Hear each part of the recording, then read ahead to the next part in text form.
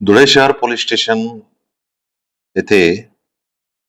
गुन्हा register number 191/2026 भारतीय न्याय संहिता कलम 318(4) फसवणूक, महाराष्ट्र स्पर्धा परीक्षा सन 2024 चे कलम 3(1) सह 7/11 प्रमाणे गुन्हा दाखल झालेला आहे. या गुन्ह्यामध्ये 26/4/2026 रोजी मुंबई उच्च न्यायालयामार्फत लिपिक, शिपाई, वाहन चालक अशा विविध पदाच्या भरतीसाठी परीक्षा धुळे शहरात आयोजित करण्यात आली होती. त्यापैकी एक केंद्र जिजामाता हायस्कूल धुळे या ठिकाणी 21 नंबर रूम मध्ये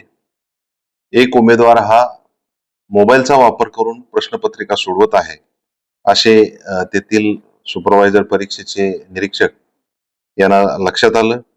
त्यांनी जवळ जाऊन बघितलं असता हा उमेदवार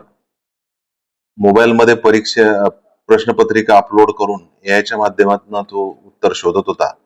असं लक्षात आल्यामुळे त्याचा पेपर आणि मोबाईल ताब्यात घेऊन त्याप्रमाणे